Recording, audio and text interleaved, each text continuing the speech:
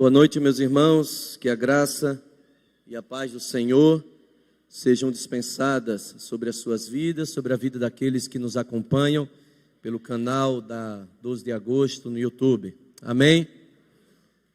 Antes de nós lermos, gostaria só de tirar uma dúvida com Fabrício. Fabrício, quer dizer que você era criança e olhava Alfeu tocando na igreja e dizia assim, um dia eu vou ser assim. De duas uma, ou Fabrício é muito cínico, ou Alfeu é muito velho. Sei, Fabrício, você é muito cínico. Agora, eu que sugeri esse penteado para ele mesmo. Porque Fabrício era um careca orgulhoso. Ele tinha 3 fios em cima e resistia. Disse, tira logo porque você vai ficar mais bonito. Não ficou mais bonito, mas ficou mais careca. Meus irmãos, é um prazer poder ministrar a palavra do Senhor, estar aqui conduzindo um pouco daquilo que o Senhor tem a nos ensinar. E para isso eu gostaria de convidar você a abrir a sua Bíblia no livro de Atos dos Apóstolos, capítulo 3. Você que nos acompanha pelo canal da 12 de agosto vai acompanhar a leitura que será projetada também aí na sua tela. Atos capítulo 3, nós leremos até o versículo 12, depois leremos o verso 19. Atos 3, do 1 ao 12, e depois o verso 19, que diz assim: Pedro e João subiam ao templo para a oração da hora nona. Era levado um homem coxo de nascença, o qual punham diariamente à porta do templo chamada Formosa, para pedir esmola aos que entravam. Vendo ele a Pedro e João, que iam entrar no templo, implorava que lhe dessem uma esmola. Pedro, fitando-o juntamente com João, disse: olha para nós. Ele os olhava atentamente, esperando receber alguma coisa. Pedro, porém, lhe disse: não possuo nem prata, nem ouro, mas o que tenho, isto te dou. Em nome de Jesus Cristo Nazareno, anda. E tomando-o pela mão direita, o levantou, e imediatamente seus pés e tornozelos se firmaram. De um salto se pôs em pé, passou a andar e entrou com eles no templo, saltando e louvando a Deus. Viu todo o povo a andar e a louvar a Deus, e reconheceram ser ele o mesmo que esmolava, assentado à porta formosa do templo. E se encheram de admiração e assombro por isso que lhe acontecera. Apegando-se a ele, Pedro e João, todo o povo correu atônito para junto deles, no pórtico chamado de Salomão. À vista disto, Pedro se dirigiu ao povo dizendo: israelitas, por que vos maravilhais disto? Ou por que fitais os olhos em nós, como se pelo nosso próprio poder ou piedade o tivéssemos feito andar?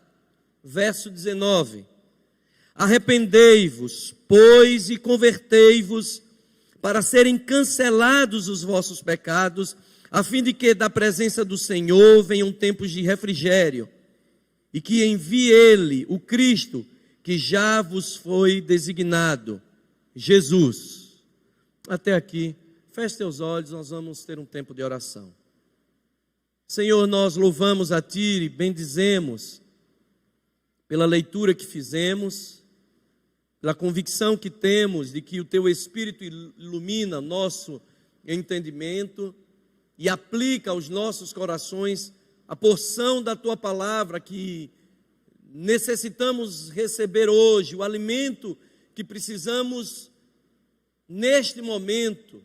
Nós cremos e confiamos que são ações do Teu Espírito neste momento que vai abrir os nossos olhos, espirituais para enxergarmos a verdade. Fala conosco, ó Deus, livra-nos de toda dispersão, em nome de Jesus. Amém. Meus queridos irmãos, eu acredito que esse deve ser um dos textos mais conhecidos, daqueles episódios que envolvem os apóstolos, pós-ressurreição de Cristo, iniciando a igreja. Neste livro que nós chamamos de Atos dos Apóstolos, mas na verdade são ações do Espírito Santo por meio dos apóstolos, consolidando a igreja que estava sendo ali inaugurada. E aqui, de um modo muito particular ou chamativo, nós vemos um milagre, uma ação profunda da parte de Deus através da vida daqueles seus apóstolos, na vida de um homem que mendigava, que era paralítico, que vivia ou sobrevivia sem ter aquilo que era básico para a sua manutenção: dinheiro. Ouro e prata, que nós ouvimos aqui o apóstolo Pedro dizer que não possuía, eram já naqueles dias um metal que fazia parte do sistema monetário de então. Impostos romanos eram cobrados em moedas de prata e moedas de ouro. Os impostos do templo, cobrados pelos sacerdotes, também utilizavam dinheiro, cunhado muitos deles por esses dois metais preciosos. Ouro e prata garantia a quem possuía esses recursos dignidade. Eles compravam saúde, compravam tratamentos, medicamentos, eles compravam alimento, eles compravam segurança, eles compravam aquilo que era básico para a manutenção e subsistência. Portanto, aqueles que os possuíam tinham um certo conforto e gozavam de um certo senso de liberdade, de segurança, e não muito diferente dos nossos dias, de poder. Quem possuía ouro e prata estava numa situação acima da maioria daqueles homens e mulheres dos dias de Jesus. Contudo, o problema não estava em possuí-los. Pelo contrário, quem de nós não quer ter condições financeiras para dar uma boa situação à sua família, para investir nos recursos, por exemplo, da igreja, como nós acabamos de ouvir? O problema não está no dinheiro, o problema não está em possuir ouro e prata, o problema não está em fazer parte desse sistema. A questão está quando se deposita no dinheiro, no ouro e na prata, ou nos bens temporais, a fonte da sua segurança, a razão da sua felicidade, a certeza de que com ouro e prata nós viveremos uma vida ideal e uma vida que satisfaz todos os anseios do homem. E é por conta disso que o próprio apóstolo Paulo, falando na sua primeira carta a Timóteo, capítulo 6, verso 10, diz que o amor ao dinheiro é a raiz de todos os males. Não é o dinheiro, não é querer ter uma boa condição, mas é depositar nos bens materiais, naquilo que podemos angariar, naquilo que o homem pode conquistar, no vil metal, a sua fonte de segurança e plenitude. Como se quem possui bens, ouro e prata, dinheiro, em quantidade que excede a básica para sua manutenção, só esses têm felicidade, só esses gozam de vida plena e abundante. E os que não possuem, ou que sobrevivem com muita dificuldade para possuí-los, para pagar as suas contas, para se manter, estes estão alijados do favor divino.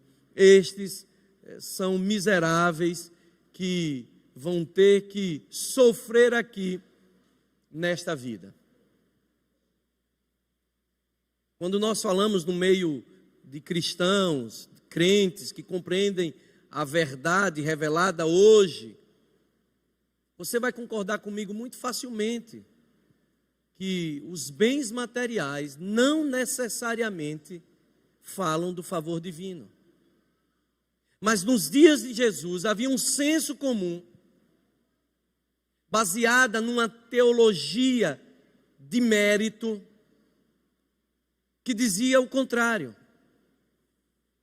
Que se você era uma pessoa abastada, que gozava de boa condição material, temporal, você era um bem-aventurado, você tinha um favor divino. Você poderia dizer, a mão de Deus está aqui. Mas se você vivesse privado dos bens materiais, ou sofrendo nesta vida temporal, males de ordem física, você era um amaldiçoado. De alguma maneira você tinha ali na privação, na falta do bem, do ouro, da prata, dos recursos temporais, uma consequência de pecado escondido. Era Deus pesando a mão sobre você. Era uma teologia da época. Mas é uma ideia que nós temos visto a todo instante. Aquilo que nós ouvimos na televisão nada mais é do que uma teologia requentada. Porque nos dias de Jesus já se falava isso. Aliás, muito antes dos dias de Jesus. Os amigos de Jó, depois de 7 dias de silêncio, vendo o sofrimento daquele seu amigo, decidiram falar, e o que eles falaram foi isso: Jó, confesse os seus pecados, você só pode estar sofrendo, perder os seus bens, saúde, filhos, porque tem algum pecado oculto aí. Os próprios discípulos, vendo aquele jovem paralítico, eles perguntam a Jesus: quem pecou? Ele ou seus pais? Para que ele estivesse sofrendo. Era uma teologia comum, que conseguia enxergar a miséria apenas do ponto de vista material. E quando vinha a carência, é porque havia um peso de Deus sobre o carente. Portanto, o que nós vemos e ouvimos hoje, nada mais é do que esta teologia sem a graça de Deus, fruto de uma interpretação muito equivocada. Aqueles homens, nos dias daquele paralítico, nos dias de Pedro e João, eles não conseguiam enxergar aquele cenário que Lucas nos mostra aqui, de uma outra maneira, senão a partir dessa ótica. E eles enxergavam e reconheciam uma miséria física.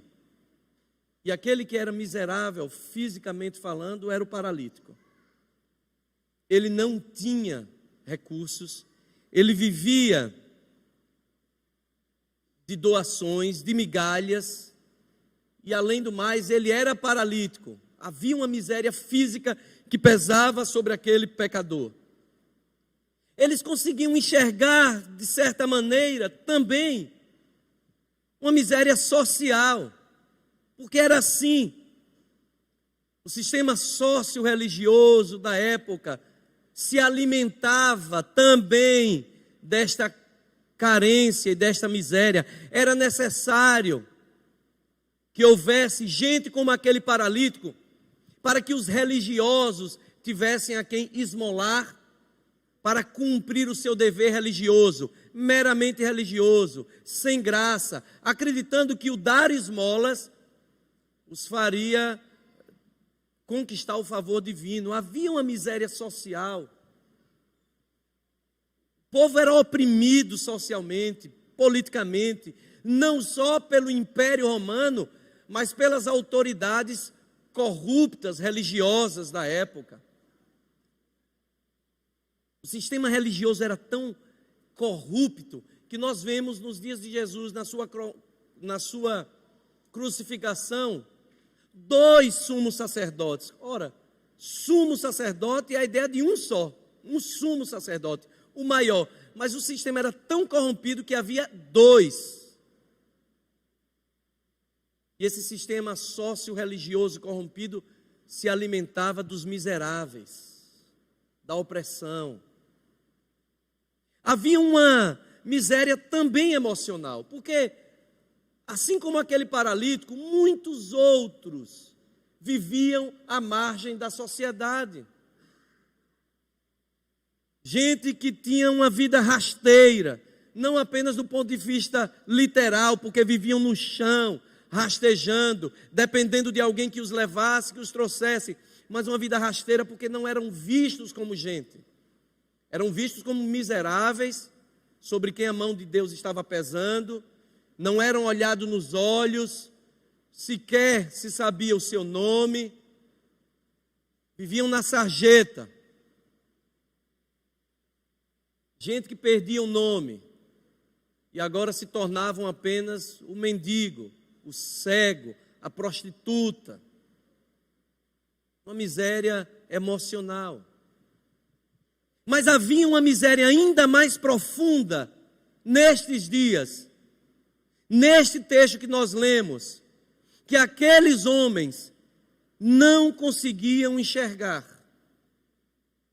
que era a miséria espiritual, a carência espiritual, que abarcava não só o pobre paralítico, mas abarcava os ricos que entravam naquele templo e que davam suas migalhas, sobras. Abarcava os religiosos que estavam lá dentro, exercendo o ofício litúrgico. Esta miséria eles não conseguiam compreender. E é justamente sobre esta miséria que Jesus Cristo vem falar. E é justamente sobre esse cativeiro espiritual, muito mais do que um cativeiro emocional, muito mais do que um cativeiro social, muito mais do que um cativeiro físico, que Jesus Cristo veio para cumprir a sua missão. Ele veio para pôr fim à miséria espiritual do homem. Isso é tão verdadeiro que quando João Batista está preso e manda os seus discípulos perguntarem se Jesus era de fato o Messias, como é que Jesus responde? Qual é o sinal que Jesus dá do messianato cumprido, do início do reino? Olha, diz a João que os cegos estão vendo, que os paralíticos estão andando, que os homens estão sendo curados e que em todo canto tem sido pregado o evangelho do reino. Jesus não vem para ser presidente de ONG. Jesus não vem para ser gerente de banco. O propósito de Jesus não era curar as questões temporais, por fim às misérias temporais, mas o grande propósito de Jesus é por fim à grande miséria que ninguém percebia, que era a miséria espiritual. E naquele dia, quando Pedro e João iam ao templo às 3 da tarde, orar, como tantos outros, e aquele paralítico olha para Pedro e João, e como fez durante muito tempo, pede algum dinheiro.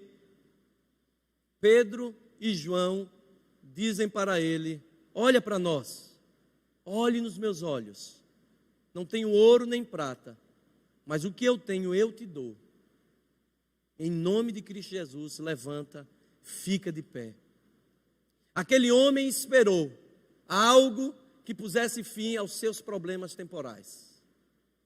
Quem sabe, algo que, aliás, mantivesse aquele sistema e não alterasse a sua situação, alimentasse a sua fome, ou pudesse, quem sabe, comprar algum medicamento.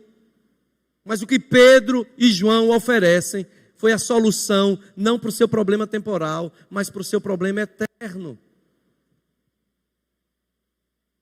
Meus irmãos, nós vemos aqui nesse texto 3 tipos de pessoas e as suas relações com estas misérias que nós vemos no mundo. Há o pobre que sabe que é pobre, mas que não faz nada para alterar o seu estado de miséria, de pobreza. E esse aqui é representado pelo paralítico. Ele era pobre, sabia que era pobre, mas tudo que ele fazia era a manutenção do seu estado de dependência. Ele sabia que era pobre, mas a sua compreensão da sua pobreza, da sua miséria não era plena, era limitada, era parcial. Ele era pobre, mas não sabia o quão pobre ele verdadeiramente era. A sua pobreza não era apenas material. O seu cativeiro não era apenas físico, a prostração, a paralisia.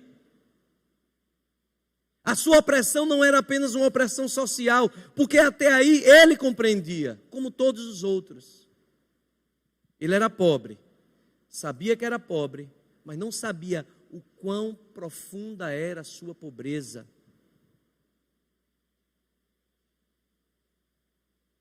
É aquele tipo de gente que aprendeu a viver de migalhas, que cansou da vida, que se acostumou a receber esmolas da vida, migalhas dos outros, sabe que é carente e vai alimentando a sua carência, ou sobrevivendo mesmo com suas carências, baseado em migalhas. Vive implorando migalhas dos outros, migalha de atenção, migalha de cuidado. Sabe que é pobre, mas não sabe o quão pobre é. E busca nas coisas do mundo, nas coisas temporais, naquilo que o outro pode te dar, algum sentido para ele mesmo. Um sentido que minimamente conserve o seu estado e que ele vá vivendo a sua vida. É o pobre que sabe que é pobre, mas não faz nada para mudar o seu estado de pobreza e não sabe o quão pobre é. As suas carências são formas de implorar o olhar de atenção do outro. E assim também ele se relaciona com Deus, como um pobre que é pobre, mas que não sabe quão profunda é a sua pobreza. Aqueles que se veem longe e carentes até mesmo da graça de Deus. O paralítico nos faz pensar sobre ele. Aqueles que são pobres, sabem que são pobres, mas não sabem o quão pobres são. E vão vivendo para a manutenção da sua miséria. Havia um outro tipo de pessoa neste cenário que nós lemos. O pobre que pensa que é rico.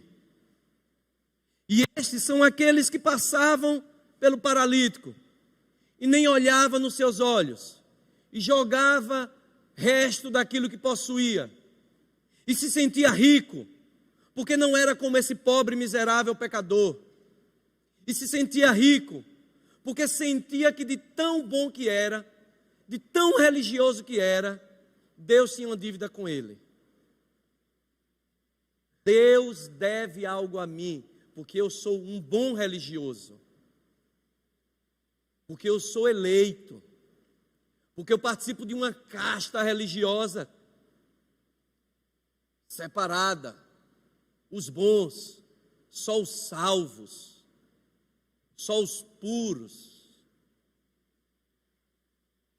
Aqueles que não conseguem ver até nos seus pares gente com dignidade, eles são tão puros, tão corretos, liturgicamente tão bem preparados, tão teologicamente elaborados,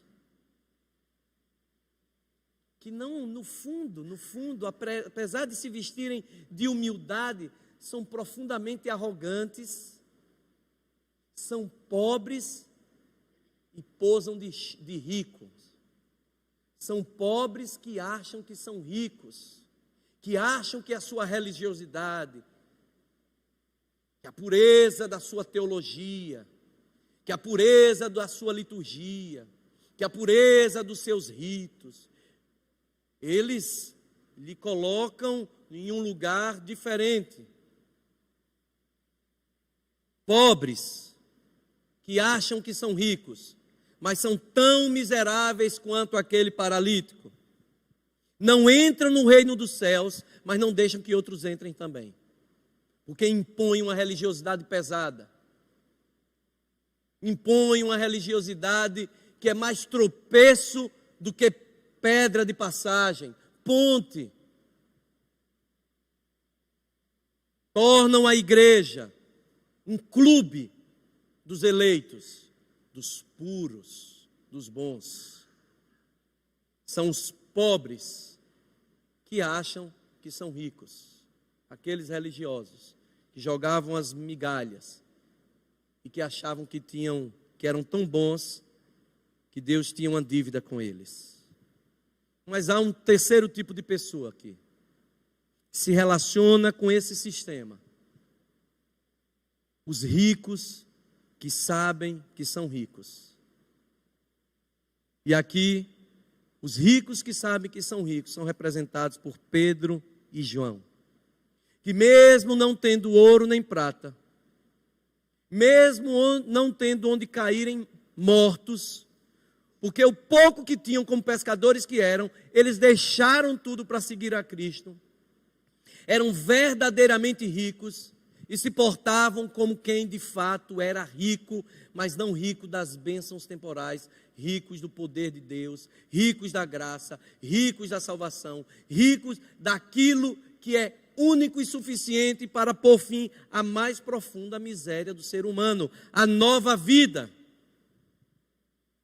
Estes eram os ricos que sabiam que eram ricos, e por serem profundamente ricos da nova vida, da graça de Deus, não se portavam com arrogância, eram os mais humildes, eram os mais próximos, eram aqueles que choravam com os que choram, eram aqueles que se condoíam, mas que sabiam que só estavam naquela situação de riqueza por graça de Deus e méritos de Cristo.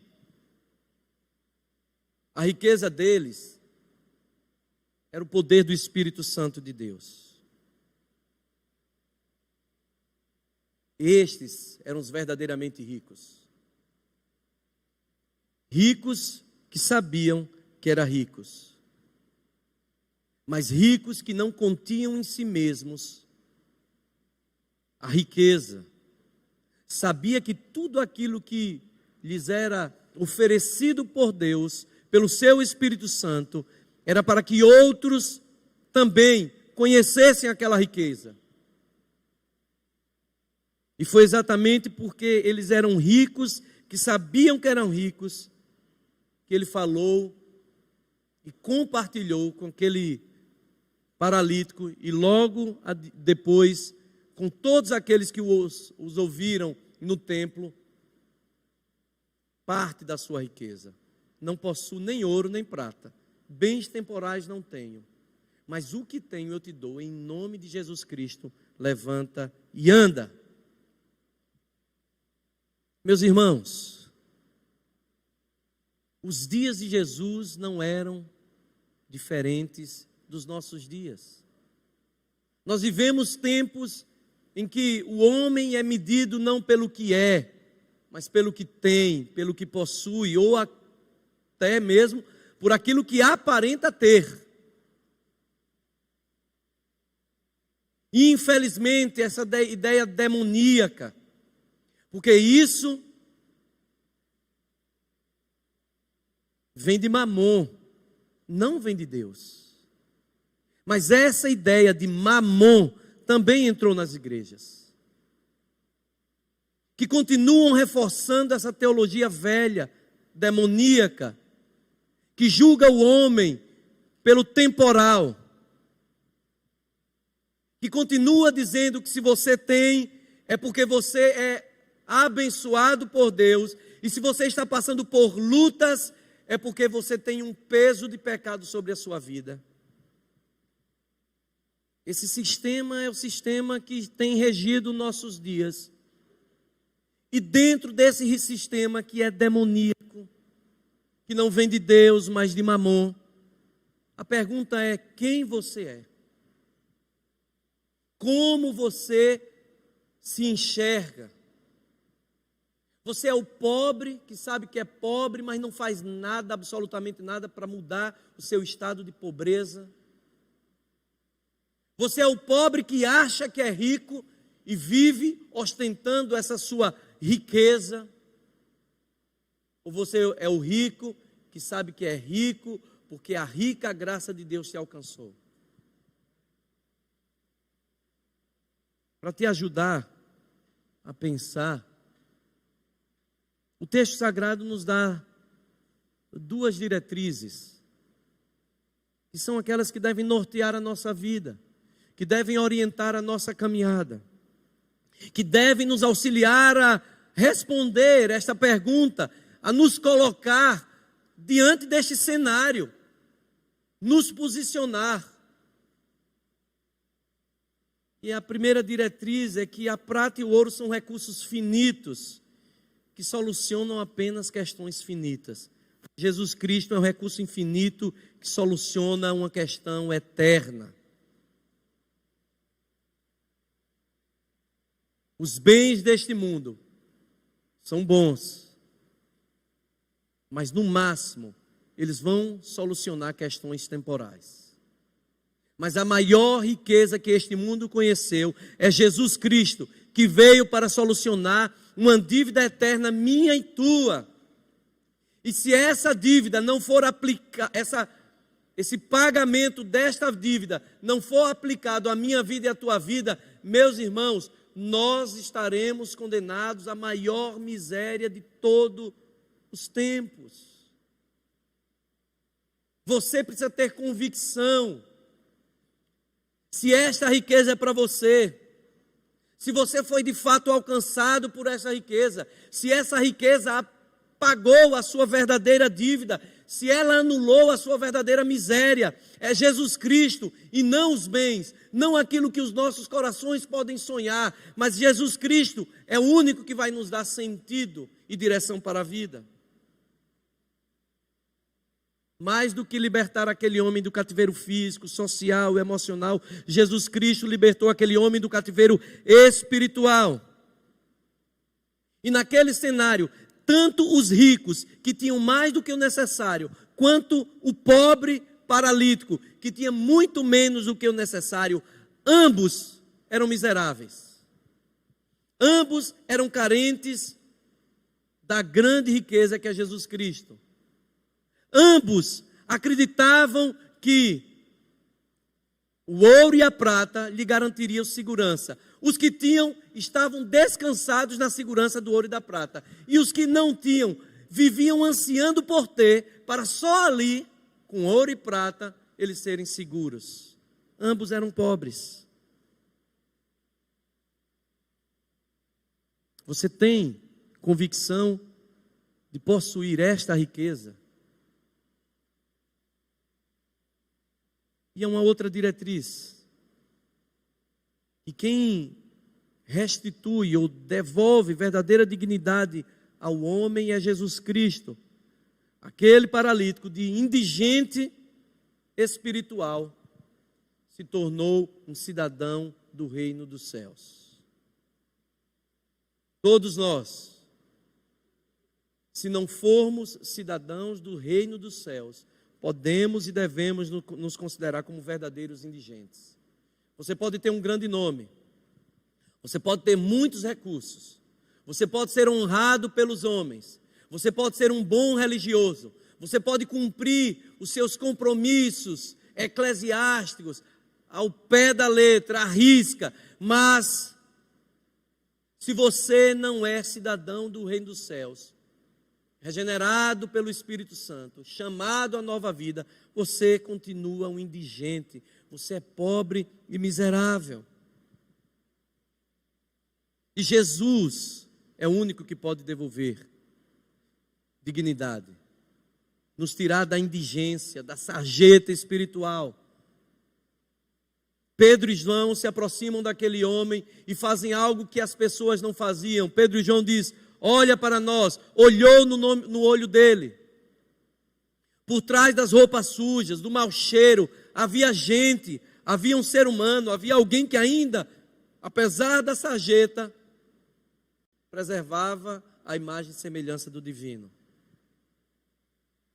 E as palavras de Pedro e João restauram, restabelecem a dignidade daquele homem. Este chamado à cidadania do Reino dos Céus foi não só para o paralítico, mas quando eles entram no templo e Pedro faz aquele discurso de defesa, Pedro faz esse mesmo chamado. Ele diz: arrependei-vos e convertei-vos para que sejam cancelados os vossos pecados. Tanto o paralítico, que não tinha nem o básico para a sua manutenção, quanto os ricos, que tinham além daquilo que era necessário para viver bem, receberam esse chamado. Arrependam-se e sejam cancelados os vossos pecados, e vocês se tornarão cidadãos do reino dos céus. Quem somos nós, meus irmãos? Somos o pobre, que sabe que é pobre, mas não tem dimensão profunda da sua real miséria.